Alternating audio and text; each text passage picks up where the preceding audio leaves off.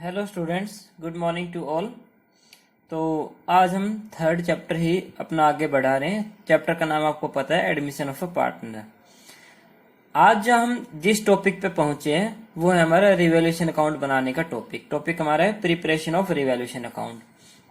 तो बेटा ये जो रिवैल्यूएशन अकाउंट है आपका एडमिशन ऑफ अ पार्टनर में तो काम आता ही आता है। इसके अलावा जो आपका नेक्स्ट चैप्टर होगा रिटायरमेंट और डेथ ऑफ अ पार्टनर, उसमें भी आपको सेम यही बनाना है, यानी कि जिस तरह से इसमें बताया जाएगा सेम उसी तरह से आपको उसमें बनाना है। इसीलिए जो आपका रिवैल्यूएशन अकाउंट बनाने का जो कंसेप्ट है वो बहुत ज्यादा इंपॉर्टेंट है, क्योंकि जब तक आप रिवैल्यूएशन अकाउंट बनाना नहीं चाहोगे या आपको आना आएगा नहीं, तब तक आप पूरा का पूरा यानी कि जो एडमिशन ऑफ अ पार्टनर का जो चैप्टर है उसको आप आगे बिल्कुल भी नहीं बढ़ा पाओगे। ठीक है, इसीलिए रिवैल्यूएशन अकाउंट का जो टॉपिक है वो बहुत ज्यादा इंपॉर्टेंट है। बेटा जब तक आप इस वीडियो को पूरा नहीं देखोगे तब तक ये टॉपिक आपका कंप्लीट नहीं होगा, इसीलिए प्लीज आपसे रिक्वेस्ट है कि इस वीडियो को पूरा देखें। ठीक है, और हमारे चैनल को सब्सक्राइब भी करें। तो आज हम बनाते हैं रिवैल्यूएशन अकाउंट। तो रिवैल्यूएशन का मतलब क्या होता है? रीवैल्यूएशन, यानी कि किसी भी चीज की दोबारा से वैल्यू निकालना है, दोबारा से उसकी वैल्यू करना। हम दोबारा से वैल्यू क्यों करते हैं? क्योंकि जब भी नया पार्टनर फर्म में आता है, फिर कोई भी पार्टनर फर्म में से जाता है, तो हमें जितनी भी एसेट्स होती हैं उनकी दोबारा से वैल्यू निकाल के और रिवैल्यूएशन अकाउंट बनाना पड़ता है, ताकि रिवैल्यूड करने पे, यानी कि जो एसेट्स और लाइबिलिटी उनको रिवैल्यूड करने पे जितना भी प्रॉफिट है लॉस हो वो पार्टनर्स डिवाइड कर सके। तो अगर नया पार्टनर आ रहा है तो उसका मतलब कि इस प्रॉफिट को डिवाइड करेंगे कौन? Old partners. और अगर कोई फर्म में पार्टनर जा रहा है तो फिर जितने भी पार्टनर पहले से हैं, ठीक है, रिटायरमेंट होने से पहले, वो सभी प्रॉफिट लॉस को जो भी बोझ होगा उसको उठाएंगे, या फिर जितना भी उनका हिस्से में आएगा वो अपनी लायबिलिटी को पे करेंगे। तो रिवैल्यूएशन का मतलब क्या है? किसी भी चीज की दोबारा से वैल्यू निकालना। तो यहाँ हम जो रिवैल्यूएशन में वैल्यू निकालेंगे वो किस चीज की निकालेंगे? एसेट्स और लायबिलिटी की। किस चीज की? एसेट्स और लायबिलिटी की। तो बैलेंस शीट में आपको पता है दो साइड होती है, लायबिलिटी साइड और एसेट साइड। ठीक है, तो हम उन्हीं को रिवैल्यूड करेंगे। अब हमें इस रिवैल्यूएशन अकाउंट को बनाने के लिए पहले से एक बैलेंस शीट दी होगी। अगर उस बैलेंस शीट में हमें, ठीक है, जो जो चीजें दे रखी है और उसके नीचे उसकी हमें क्या दी होगी? एडजस्टमेंट दी होगी। हमें उस रिवैल्यूएशन को एनालाइज करना और उसके बाद उसके एडजस्टमेंट को पढ़ना है। ठीक है, उन एडजस्टमेंट को पढ़ने से हमें पता चलेगा कि जो जो चीजें हमें बैलेंस शीट में दे रखी है उनकी किसी की वैल्यू कम हुई है, किसी की वैल्यू ज्यादा हुई है। ठीक है, तो जितनी वैल्यू कम या ज्यादा हुई है उनका जो डिफरेंस होगा वही हमारे किस में आएगा? रिवैल्यूएशन अकाउंट में आएगा। ठीक है, तो उन एडजस्टमेंट को पढ़ने से अगर हमें पता चलता है कि जो एसेट्स है, एसेट्स की वैल्यू डिक्रीज हो गई, तो उसको हम कहां लिखेंगे?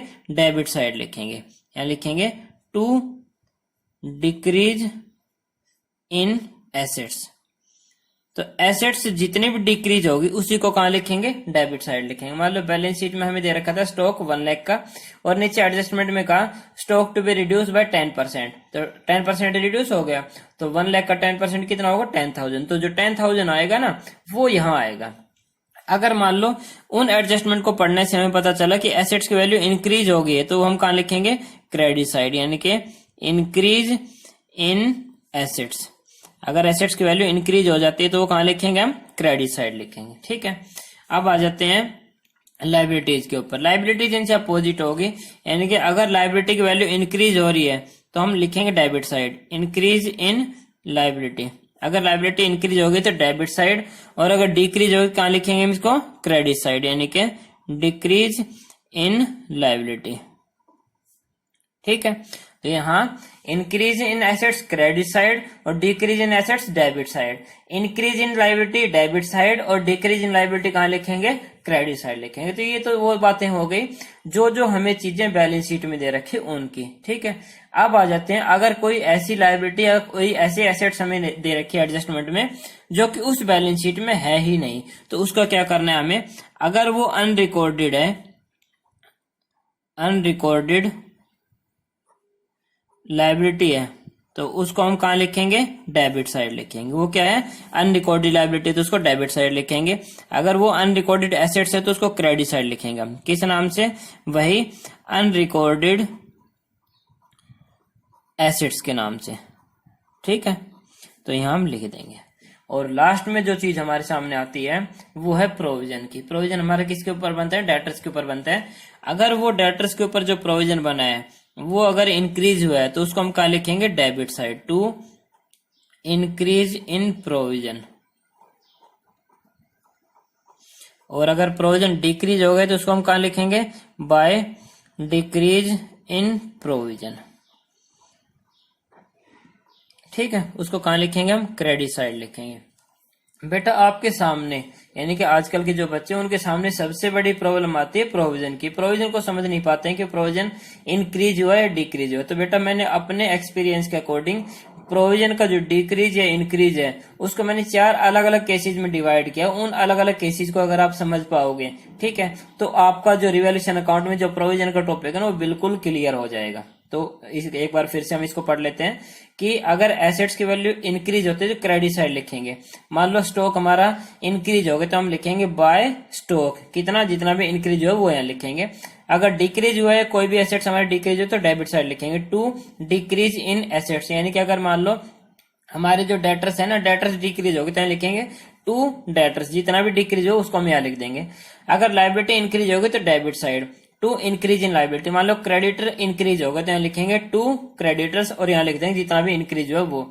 अगर लायबिलिटी डिक्रीज होती है तो यहाँ लिखेंगे बाय डिक्रीज इन लायबिलिटी। मान लो बिल्स रिसीवेबल वो डिक्रीज हो गए तो यहाँ लिखेंगे by bills receivable, sorry bills payable, यहाँ लिख देंगे हम। ठीक है, अगर कोई एडजस्टमेंट में हमें कोई भी ऐसी लायबिलिटी ऐसे एसेट्स दे रखी है जो कि ऊपर बैलेंस शीट में हमें नहीं दे रखी है, तो अगर वो अनरिकॉर्डेड लायबिलिटी है तो उसको कहाँ लिखेंगे, डेबिट साइड। और अगर अनरिकॉर्डेड एसेट्स है तो उसको कहाँ लिखेंगे हम, क्रेडिट साइड लिखेंगे।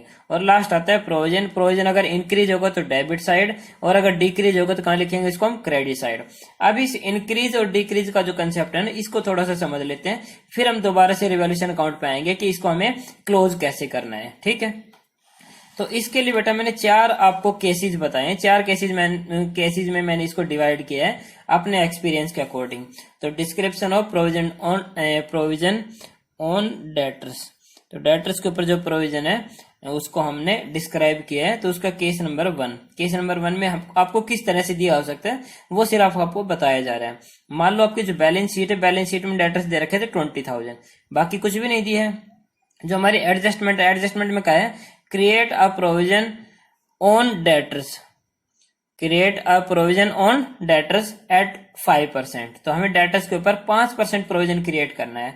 तो अगर हम 20,000 के ऊपर 5% निकालते हैं तो वो कितना आता है, 1,000 आ जाते हैं। तो हमारा जो प्रोविजन था, यहाँ देखिए बैलेंस शीट में किसी भी तरह का प्रोविजन नहीं है, ओनली डेटर्स दे रखे थे 20,000। इसका मतलब प्रोविजन कितना है, 0 है। अब उस प्रोविजन को हमें कितना करना है, 1,000 करना है। तो इसका मतलब प्रोविजन हमारा क्या हो गया, इंक्रीज हो गया। प्रोविजन हमारा क्या हो गया, इंक्रीज हो गया। कितना इंक्रीज हो गया, 1,000 इंक्रीज हो गया। अगर प्रोविजन इंक्रीज होता है तो उसको हम कहाँ लिखते हैं, डेबिट साइड, यानी कि यहाँ हमारा कितना आ सकता है, 1,000 आ सकता है। ठीक है, आ सकता है। ये था हमारा केस नंबर 1। केस नंबर 1 में क्या है कि डेटर्स के ऊपर कोई भी प्रोविजन हमें बैलेंस शीट में नहीं दे रखा है और नीचे एडजस्टमेंट में प्रोविजन क्रिएट करने के लिए कहा है, तो हमारा प्रोविजन क्या हो जाता है, इंक्रीज हो जाता है। अब आ जाते हैं इसके सेकंड केस के ऊपर। ठीक है, सेकंड केस में यहाँ देखिए, जो आपकी बैलेंस शीट है, बैलेंस शीट में डेटर्स दे रखे 20,000 के, उसी में दे रखा है लेस प्रोविजन 700 और टोटल हमें जो अमाउंट के कॉलम में बैलेंस शीट में दे रखा है वो कितना दे रखा है, हमें 19,300 हमें यहाँ दे रखा है। इसका मतलब पहले से प्रोविजन है। एडजस्टमेंट में हमें लाइन कही है, create a provision on debtors at 5%। Debtors के ऊपर हमें प्रोविजन क्रिएट करना है, कितना, 5%। तो यहाँ देखिए प्रोविजन हमारा पहले से कितना, बैलेंस शीट में कितना दे रखा है, 700 दे रखा है। अब हमें 700 की बजाय 20,000 पे 5% क्रिएट करना है। 20,000 के ऊपर 5% कितना होगा, 1,000 होगा। इसका मतलब कि प्रोविजन पहले कितना था, 700 था। अब 700 की जगह कितना करना है हमें, 1,000 करना है। तो प्रोविजन हमारा इंक्रीज हो गया। प्रोविजन इंक्रीज हो गया, कितना इंक्रीज हुआ है, 700 से 1,000 हुआ है। इसका मतलब कि कितना इंक्रीज हुआ है, 300। तो इंक्रीज इन प्रोविजन को हम कहाँ लिखते हैं, जो हमारा रिवैल्यूएशन अकाउंट है उसमें डेबिट साइड लगते हैं, यानी कि 1,000 की जगह कितना आ सकता है, 300 भी आ सकता है। ठीक है, अब आ जाते हैं थर्ड केस पे। इस सेकंड केस में क्या था कि प्रोविजन हमें पहले से दे रखा था, लेकिन जो नया प्रोविजन हमें बनाना है, नया प्रोविजन जो क्रिएट करना है वो पहले वाले प्रोविजन से इंक्रीज है, यानी कि पहले वाले प्रोविजन से ज्यादा है। तो जितना भी ज्यादा है उसी को हमने डेबिट साइड लिखना है। केस नंबर 3 पे आ जाते हैं। केस नंबर 3 में जो हमारी बैलेंस शीट है, बैलेंस शीट में हमें डेटर्स दे रखे 20,000 के और उसमें से दे रखा है लेस प्रोविजन 1,200 और हमें बैलेंस शीट के अमाउंट के कॉलम में अमाउंट दे रखा है 18,800, यानी कि पहले से प्रोविजन है कितना है, 1,200। लेकिन जो हमें हमारी एडजस्टमेंट है, एडजस्टमेंट में क्या है, create a provision on debtors at 5%। Debtors के ऊपर हमें प्रोविजन क्रिएट करना है 5%। डेटर्स हमारे कितने के, 20,000 के, और 20,000 का अगर हम 5% क्रिएट करते हैं तो वो कितना आ जाता है, 1,000 आ जाता है। यहाँ देखिए प्रोविजन हमारा जो बैलेंस शीट में दे रखे हैं, यानी कि ओल्ड प्रोविजन जो दे रखा है वो हमें है 1,200, 1200 रुपए दे रखे हैं। लेकिन अब उस 1200 की जगह हमें 5% यानी कि 1,000 क्रिएट करना है, कि जो हमारा प्रोविजन पहले था 1200, उसके जगह कितना करना है, 1,000 रुपए करना है। इसका मतलब प्रोविजन हमारा कम हो गया, डिक्रीज हो गया डिक्रीज। कितना डिक्रीज हुआ है, 200। और अगर हमारा प्रोविजन डिक्रीज होता है तो उसको हम कहाँ लिखते हैं, क्रेडिट साइड लिखते हैं, बाय डिक्रीज इन प्रोविजन, यानी कि यहाँ कितना आ सकता है, 200 आपका आ सकता है। तो ध्यान रखिए कि अगर पहले से जो प्रोविजन दे रखा है वो ज्यादा है और जो नया प्रोविजन क्रिएट करना है वो अगर कम है, तो प्रोविजन हमारा डिक्रीज हो गया। तो जितना भी डिक्रीज होगा तो उसी प्रोविजन को कहाँ लिखेंगे, रिवैल्यूएशन अकाउंट में क्रेडिट साइड लिखेंगे। अब आ जाते हैं लास्ट केस के ऊपर। मेरे हिसाब से इन 4 केसेस को समझने के बाद आपके सामने प्रोविजन की कोई भी जो प्रॉब्लम है वो बिल्कुल भी नहीं रहेगी। केस नंबर 4 में बैलेंस शीट में हमें दे रखा है डेटर्स 20,000 लेस प्रोविजन 800 और हमें अमाउंट के कॉलम में दे रखा है 19,800। ठीक है, एडजस्टमेंट में क्या है, डेटर्स वर ऑल गुड, यानी कि डेटर्स हमारे सारे अच्छे हैं, जिन जिनको हमने क्रेडिट पे गुड सेल किए वो सारे अच्छे हैं। नो नीड ऑफ प्रोविजन, यानी कि प्रोविजन की कोई भी जरूरत नहीं है।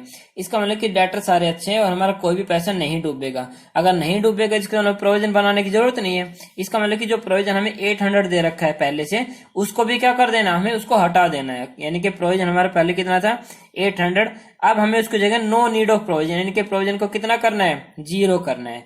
800 से प्रोविजन कितना हो गया, 0 हो गया। इसका मतलब प्रोविजन क्या हो गया, डिक्रीज। कितना डिक्रीज हुआ है, 800 डिक्रीज हुआ है। तो अगर प्रोविजन डिक्रीज होता है तो उसको हम कहाँ लिखते हैं, रिवैल्यूएशन अकाउंट में क्रेडिट साइड लिखते हैं। ठीक है, तो इस तरह से बेटा जो प्रोविजन का आपके जो 4 टॉपिक थे, ठीक है, वो आपके कंप्लीट हो चुके हैं। अब हम रिवैल्यूएशन अकाउंट का टोटल करते हैं। रिवैल्यूएशन अकाउंट का दोनों साइड का टोटल करेंगे और जिस भी साइड का टोटल ज्यादा होगा उसी को दोनों साइड लिखेंगे। उसमें हमारी या तो डेबिट साइड कम आएगी या फिर क्रेडिट साइड कम आएगी। अगर डेबिट साइड कम आती है तो उसको हमने लिखना है टू प्रॉफिट। और ये जो प्रॉफिट होता है यहां से कैपिटल अकाउंट में ट्रांसफर होता है, इसीलिए इसको हमने लिखना है to profit transferred to capital account. जितना भी प्रॉफिट लिखा जाएगा वो यहां लिखेंगे और इस प्रॉफिट को क्या लिखा जाएगा, to profit transfer to capital account. अगर क्रेडिट साइड कम आ जाती है तो क्रेडिट साइड में हमारा क्या होगा, लॉस होगा। तो इसको हमने लिखना है बाय लॉस। अगर लॉस होगा तो लॉस भी कहां ट्रांसफर होगा, कैपिटल अकाउंट में। तो यहां लिखना है by loss transferred to capital account, कि यहां से लॉस को भी कहां ट्रांसफर करना है, कैपिटल अकाउंट में। इस लॉस को यहां लिखने के अलावा, प्रॉफिट और लॉस को यहां और यहां लिखने के अलावा हमें यहां डिवाइड भी करके दिखाना है, ओल्ड पार्टनर्स में और ओल्ड रेशियो में। ओल्ड पार्टनर्स में और ओल्ड रेशियो, मान लो ए और बी पार्टनर्स, तो यहाँ लिखेंगे ए और बी, ठीक। और यहाँ जितना भी प्रॉफिट आएगा उसको यहाँ लिखने के अलावा यहाँ हमें डिवाइड भी करना है। और इसी तरह से लॉस अगर आता है तो उसको भी ओल्ड पार्टनर्स में और ओल्ड रेशियो में डिवाइड करना है। मान लो ए और बी पार्टनर्स थे तो यहाँ ए और बी लिखेंगे, ए और बी में इनकी ओल्ड रेशियो में यहाँ डिवाइड कर देंगे इस लॉस को, ठीक है। यहां भी लिखना है और यहां भी हमें डिवाइड करके दिखाना है। मान लो प्रॉफिट आता है 10,000 और इनकी रेशियो थी 3:2, तो 10,000 को 3:2 में डिवाइड करेंगे, यहाँ कितना आ जाएगा 6,000, यहाँ कितना आ जाएगा आपका 4,000 आ जाएगा। तो इस तरह से बेटा आपका एडमिशन ऑफ पार्टनर में रिवैल्यूएशन अकाउंट बनाने का जो फॉर्मेट है, रिवैल्यूएशन अकाउंट बनाने के जो तरीका, वो मैंने आज आपका कंप्लीट कर दिया है। अगर आप इस वीडियो को अच्छी तरह पूरा देखोगे तो मेरे हिसाब से आपके सामने रिवैल्यूएशन अकाउंट बनाने में किसी भी तरह की प्रॉब्लम नहीं आएगी। बस आपको ध्यान रखना है कि बैलेंस शीट और उसके नीचे जो एडजस्टमेंट है, उन एडजस्टमेंट को अच्छी तरह ध्यान से पढ़ना है और उनसे पता लगाना है कि एसेट्स और लायबिलिटी की वैल्यू इंक्रीज हो रही है, डिक्रीज हो रही है। कोई हमें अनरिकॉर्डेड लायबिलिटी या एसेट्स तो नहीं दे रखी है और प्रोविजन हमारा इंक्रीज या फिर डिक्रीज क्या हो रहा है, ठीक है। तो इसको बेटा अच्छी तरह से समझना और उसके बाद जो आपके क्वेश्चंस हैं उनमें आपको सिर्फ रिवैल्यूएशन अकाउंट बनाने का प्रैक्टिस करना, क्योंकि मैं चाहता तो इसी वीडियो में आपको रिवैल्यूएशन अकाउंट, कैपिटल अकाउंट और बैलेंस शीट सभी का फॉर्मेट आपको मैं बता सकता था, लेकिन सारी चीजें एक बार में बताने से आपके सामने कंफ्यूजन हो सकती है बहुत ज्यादा। ठीक है, इसीलिए मैं आपको अलग अलग वीडियोज में आपको बताऊंगा। यानी कि इस वीडियो में मैंने आपको बताया रिवैल्यूएशन अकाउंट, और अगली जो वीडियो होगी उसमें बताऊंगा कि किस तरह से हमें पार्टनर्स कैपिटल अकाउंट और बैलेंस शीट को क्रिएट करना है और किस तरह से हमारा जो क्वेश्चन है उसको कंप्लीट करना है। ओके, थैंक यू बेटा।